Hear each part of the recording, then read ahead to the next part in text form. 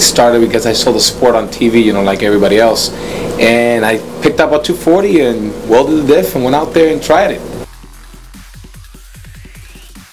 There was something about throwing a car out of control and just making the most smoke possible. You know, it was not, you know, I guess when I got my license when I was younger, I was 17 years old, I used to have a Mustang, and you know, doing a burnout was just not enough. But there was something about that smoke, throwing it out of control, going fast, you know, get that adrenaline rush that just, you know, gave me that desire to do more, to experiment more, and to investigate until I saw the whole drifting scene, and it just took off right there. It was like, it was for me.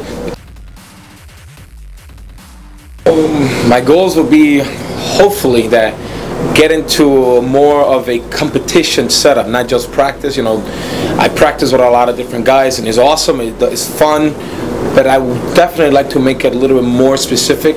Try to hopefully get into Formula Drift. That'll be great. But I would like to go as far as I can, you know, try to make it, you know, when I get older, I don't want to say, man, I should have done it. You know, I want to say I did it.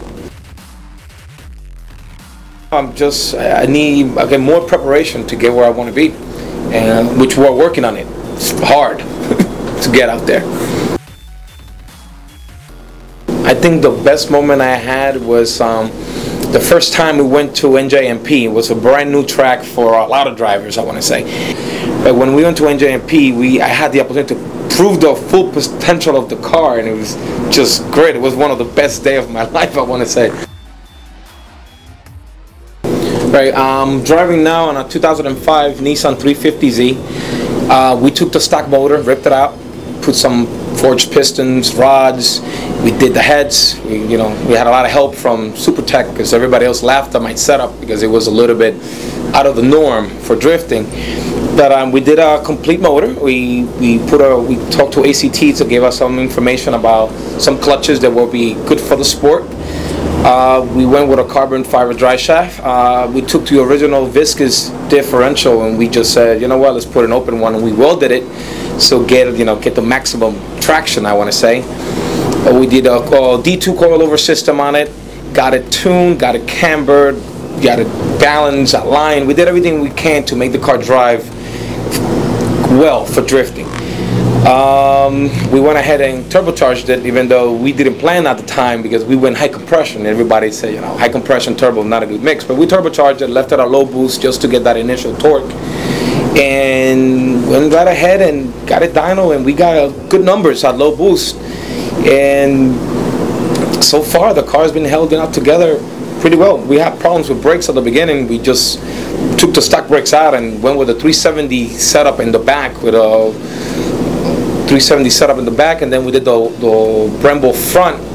Got some rotors from DBA and some Hawk pads, and as of right now, the car is just, everything so far is set up great.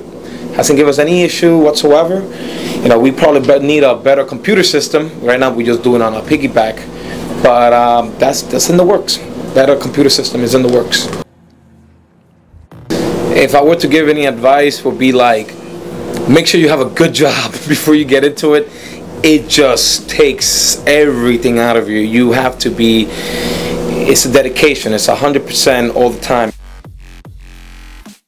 You go harder, you go faster, you go stronger every single time just to make it happen. It describes that adrenaline rush you're gonna get when you're on that gear going 70, 80 miles an hour and you yank that e-brake to go woof into that bank.